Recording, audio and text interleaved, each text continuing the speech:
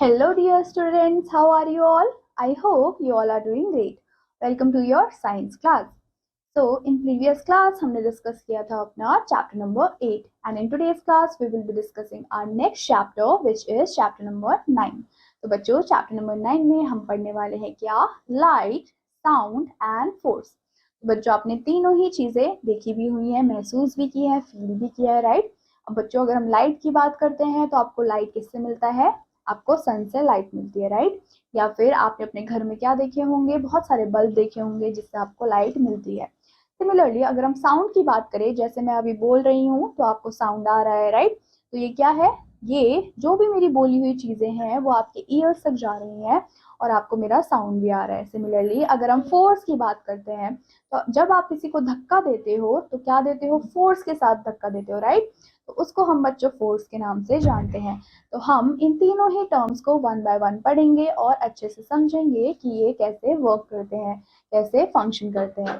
तो बच्चों, let's start with the chapter. तो बच्चों, उससे पहले हमें क्या करना है? हमें एक वार्म अप एक्टिविटी करनी है जिसमें कि हमें ब्लू कलर का यूज करना है to circle the things that give light and red colour to circle the things that make sound. आपको क्या करना है बच्चों? आपको उन चीजों को सर्कल करना है जिससे बच्चों ब्लू कलर से जो कि हमें लाइट देती है, और आप रेड कलर से उन चीजों को सर्कल करोगे जो कि हमें साउंड देती है। फॉर एग्जाम्पल, अगर हम देखें किसकी बच्चों फर्स्ट पिक्चर दी हुई है, किसकी? बुक की, राइट?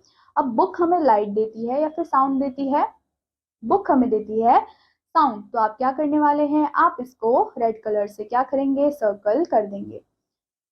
सिमिलरली जो सेकंड पिक्चर है वो ड्रम की दी हुई है, राइट? अब ड्रम जब आप बजाते हो तो उससे क्या क्रिएट होता है बच्चों? साउंड क्रिएट होता है, राइट? तो बच्चों, ये भी हमें साउंड दे रही है तो इसको भी हम रेड कलर से क्या करेंगे? सर्कल कर देंगे। देन थर्ड पिक्चर में आपके पास लैंप है। अब बच्चों, जो लैंप है जब हम उसको जलाते हैं तो वो हमें क्या देती है? वो हमें लाइट देती है। तो आपको क्या करना है? ब्लू कलर से उसको सर्कल करना है। ऐसे ही आपको जो सन है, रिंग है और जो गिटार दिया हुआ है उसको आप क्या करेंगे?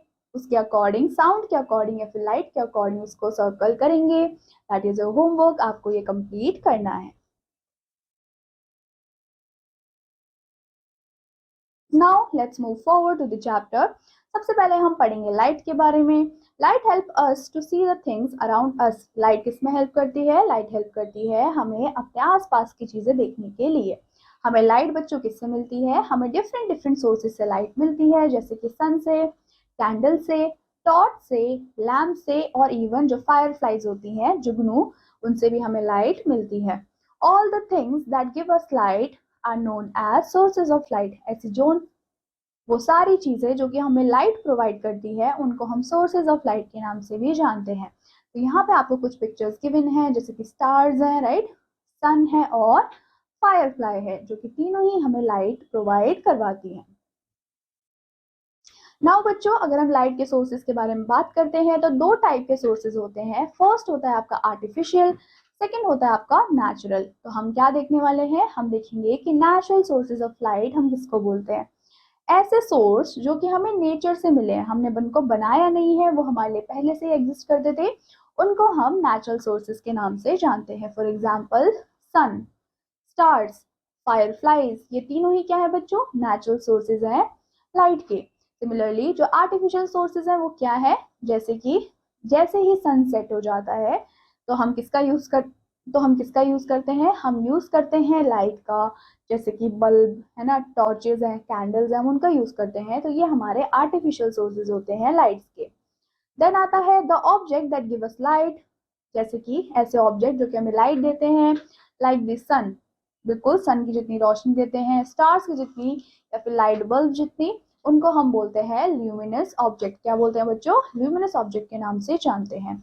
एंड ऐसे ऑब्जेक्ट जो कि हमें लाइट नहीं देते हैं, जैसे कि अगर मैं बात करूं किसकी, जैसे कि मेरा स्पेक्स है, ठीक है, मेरे क्लॉक्स हैं, मेरे चेयर्स हैं, या फिर मेरे फेवरेट टॉयज हैं, उनमें से तो लाइट नहीं जलती, तो उनको मैं बोलूंगी नॉन ल्यूमिनस ऑब्जेक्ट्स। क्या बोलूंगी?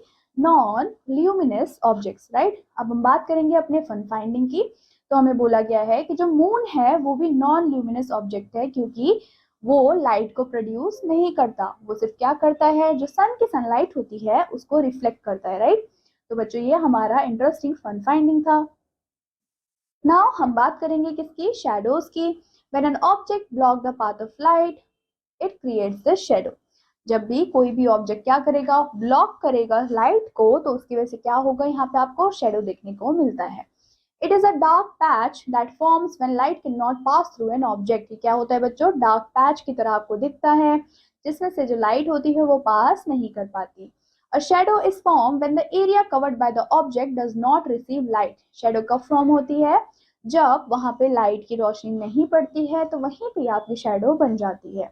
A shadow is always formed on the opposite side of the light source. हमेशा क्या होगा, लाइट सोर्स के अपोजिट साइड, लाइक उल्टी साइड आपको हमेशा शैडो देखने को मिलता है। जैसे कि यहाँ पे आपको पिक्चर में गिवन है, ये मॉर्निंग का आपको पिक्चर गिवन है। तो आपने क्या देखा कि वहां से सन की सनलाइट आ रही है और बिल्कुल उसके अपोजिट साइड आपको क्या देखने को मिल रहा है, शैडो देखने को मिल रही है। सिमिलरली उसकी जो अगर हम लेंथ की बात करें तो वो आपको बड़ी दिखेगी। अगर हम नून की बात करें तो सन बिल्कुल हमारे सर के ऊपर होता है, राइट। तो जैसे ही शैडो बनेगी तो वो भी आपको अपोजिट डायरेक्शन में देखने को मिल रही है, लेकिन उसकी जो लेंथ है, जो साइज है, वो आपको छोटा देखने को मिलेगा। वैसे ही अगर हम इवनिंग की बात करते हैं तो इवनिंग में भी शैडो बनेगी जो कि लेंथ में लंबी होगी।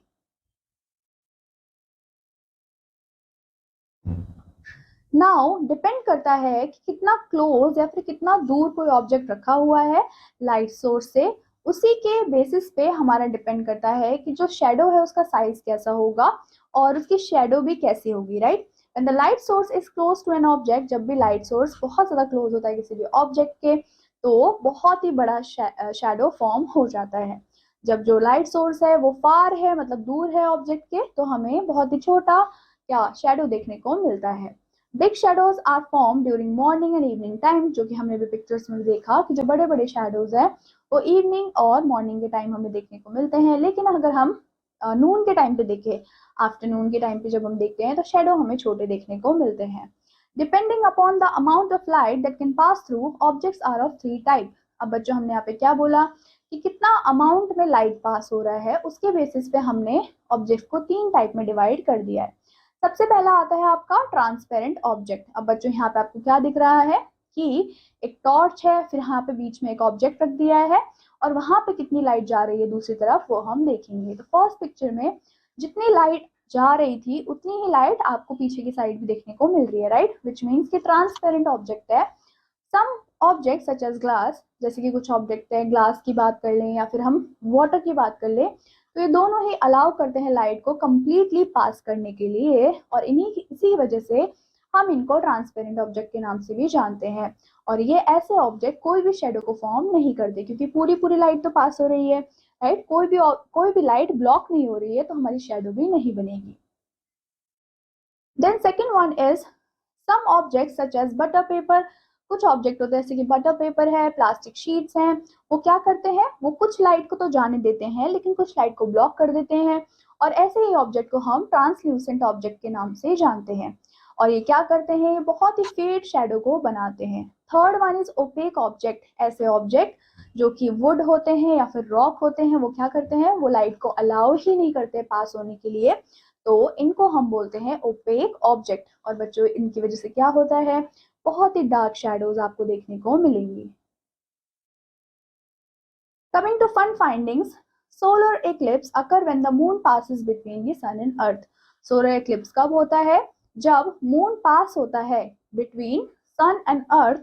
As a result the moon cast a shadow on the earth, जिसकी वजह से जो मून है वो कास्ट करता है इसको बच्चों, शेडो को on the earth. And during a lunar eclipse the earth is between the sun and moon. वैसे ही हम अगर ल्यूनर एक्लिप्स की बात करते हैं तो उस टाइम पे क्या होता है, जो अर्थ होता है वो हमारे सन और मून के बिल्कुल बीच में होता है, जिसकी वजह से जो अर्थ होता है, अर्थ कास्ट करता है शेडो को ऑन दी मून। तो ये हमारे दो क्या थे, एक्लिप्स थे, एक था आपका सोलर एक्लिप्स, एक था आपका ल्यूनर एक्लिप्स। ये आपकी फन फाइंडिंग्स थी। अब हम बात करने वाले हैं साउंड की। Sound is what we hear. Sound क्या है, साउंड ऐसी चीज है जो कि हम सुनते हैं एवरीडे अपनी लाइफ में। साउंड हमें हेल्प करता है ताकि हम कम्युनिकेट कर पाए दूसरे लोगों से, आप म्यूजिक को सुन पाए या फिर हमारे वर्ल्ड को एंजॉय भी कर पाए। Some sounds that are soft and soothing to ears कुछ साउंड ऐसे होते हैं जो कि बहुत ही सॉफ्ट होते हैं, आपके कानों में एकदम सूदिंग लगते हैं, उनकी बहुत ही मेलोडियस ट्यून्स होती हैं, जैसे कि जब बर्ड्स चीप करती है या फिर सिंग करती है तो उनको हम बोलते हैं प्लेजेंट साउंड। वैसे ही अगर लाउड म्यूजिक कोई चला देता है या फिर बहुत ही इरिटेटिंग साउंड्स होती हैं, उनको हम बोलते हैं अनप्लेजेंट साउंड्स। फॉर एग्जाम्पल जैसे कि ट्रैफिक का नॉइज हो गया, लाउड स्पीकर्स हो गए, अगर कोई व्हीकल्स को बार बार हॉन्क कर रहा है वो हो गया, तो ये सारे हमारे अनप्लेजेंट साउंड्स के एग्जाम्पल हैं। नाउ बच्चों, नॉइज क्या होता है? नॉइज एक टाइप है अनप्लेजेंट साउंड का जो कि डिस्टर्ब करता है हमारी पीस को, उसकी वजह से हम कंसंट्रेट नहीं कर पाते और हमें बहुत ज़्यादा डिस्कम्फर्ट भी होता है। अगर बहुत ज़्यादा नॉइस होगा तो वो भी हमारी हेल्थ के लिए या फिर ईयर के लिए बिल्कुल भी क्या है, सेफ नहीं है, वो बहुत ज़्यादा हार्मफुल है। तो हमें क्या करना है, हमें प्रोटेक्ट करना है अपने ईयर्स को इन लाउड साउंड से, राइट। तो बच्चों, there is one particular activity जिसको क्या परफॉर्म करेंगे अपने टीचर्स के साथ। उसके बाद हम आते हैं रैपिड रिव्यू पे। तो आपको क्या करना है, आपको स्टेटमेंट्स को पढ़ना है और बताना है कि कौन सा स्टेटमेंट ट्रू है और कौन सा स्टेटमेंट फॉल्स है। तो बच्चों, आप मुझे बताएंगे कि जो फर्स्ट स्टेटमेंट है उसमें बोला है ऑल ऑब्जेक्ट्स आर ल्यूमिनस। क्या सारे ही ऑब्जेक्ट ल्यूमिनस होते हैं? नहीं होते, फॉल्स। विच मीन्स अगर मैं चश्मे की बात करूं, क्या मेरे चश्मे से लाइट आएगी? नहीं आएगी, राइट। तो बच्चों, सारे ऑब्जेक्ट ल्यूमिनस नहीं होते हैं, तो हम यहाँ पे लिखेंगे फॉल्स। देन आता है shadows are always white in colour. क्या जो शेडोज हैं वो व्हाइट कलर के होते हैं? नो, शेडोज हमेशा ब्लैक कलर के हमें देखने को मिलते हैं।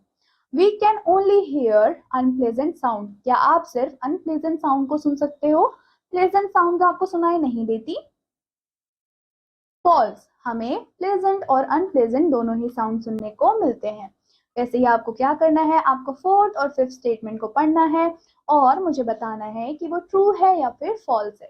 दैट इज अ होमवर्क, इसको आप कंप्लीट करेंगे और मुझे आंसर्स फाइंड आउट करके बताएंगे। Now coming to force. Force क्या होता है? फोर्स इज अ पुश और पुल। या तो आप धक्का दे रहे हो या फिर आप खींच रहे हो।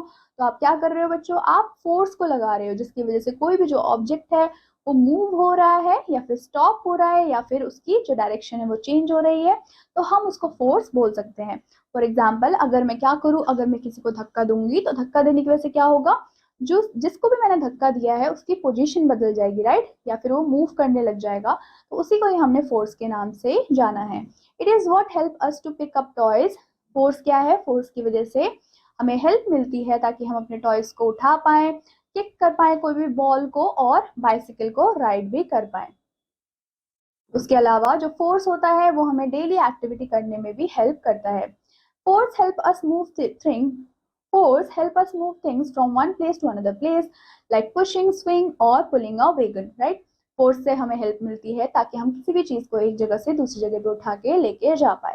उसके अलावा हम फोर्स से हम क्या कर सकते हैं, किसी भी मूविंग ऑब्जेक्ट को स्टॉप कर सकते हैं। जैसे कि अगर कोई भी बॉल आपके तरफ आ रही है तो आप उसको कैच कर सकते हो, राइट। और आप क्या कर सकते हो, आप उस ऑब्जेक्ट को जो वो मूव कर रहा है उसको आपने स्टॉप कर दिया कैच करके। सिमिलरली जो फोर्स होता है वो चेंज कर सकते हैं shape of an object. For example जब भी हम क्ले से कोई भी टॉय बनाते हैं तो हम अपनी मर्जी से उसका शेप रखते हैं। सो हमने क्या किया, हमने फोर्स से शेप को चेंज कर दिया। देन कमिंग टू की टर्म्स। अब बच्चों की टर्म्स में हमारा फर्स्ट की टर्म है कि ल्यूमिनस ऑब्जेक्ट कौन से ऑब्जेक्ट होते हैं? वो ऑब्जेक्ट होते हैं जो कि हमें लाइट देते हैं। देन नॉन ल्यूमिनस ऑब्जेक्ट ऐसे ऑब्जेक्ट्स होते हैं जिनसे हमें लाइट नहीं मिलती है। शेडोज क्या होते हैं? डार्क पैच होते हैं जो कि कब फॉर्म होते हैं, जब लाइट ब्लॉक हो जाती है किसी ऑब्जेक्ट की वजह से। ट्रांसपेरेंट ऑब्जेक्ट कौन से ऑब्जेक्ट्स होते हैं? ऐसे ऑब्जेक्ट जो कि अलाउ करते हैं लाइट को पास करने के लिए। ट्रांसल्यूसेंट ऑब्जेक्ट वो ऑब्जेक्ट होते हैं जो कि कुछ अमाउंट ऑफ लाइट को अलाउ करते हैं पास करने के लिए। लेकिन ओपेक ऑब्जेक्ट ऐसे ऑब्जेक्ट होते हैं जो कि बिल्कुल भी अलाउ नहीं करते लाइट को पास करने के लिए, राइट। देन आता है नॉइज। अगर हम नॉइज की बात करें तो ये क्या है, ये एक टाइप ऑफ अनप्लेजेंट साउंड है जो कि हमारे ईयर्स के लिए बहुत ज्यादा हार्मफुल हो सकता है। फोर्स क्या होता है? फोर्स हमारा पुश और पुल होता है जिसकी वजह से हम क्या कर सकते हैं, हम चीजों को मूव कर सकते हैं, स्टॉप कर सकते हैं या फिर उसकी डायरेक्शन को चेंज कर सकते हैं। तो ये हमारा फोर्स होता है। Coming to summary snapshot. जो लाइट होता है वो हमें हेल्प करता है ताकि हम आसपास की चीजों को देख पाए। जो सन है वो हमारा नेचुरल सोर्स ऑफ लाइट है, लेकिन जो हमारे बल्ब्स हैं वो हमारे आर्टिफिशियल सोर्स ऑफ लाइट्स हैं। सिमिलरली शेडोज तब फॉर्म होती है जब हमारा लाइट का जो पाथ है वो ब्लॉक हो जाता है।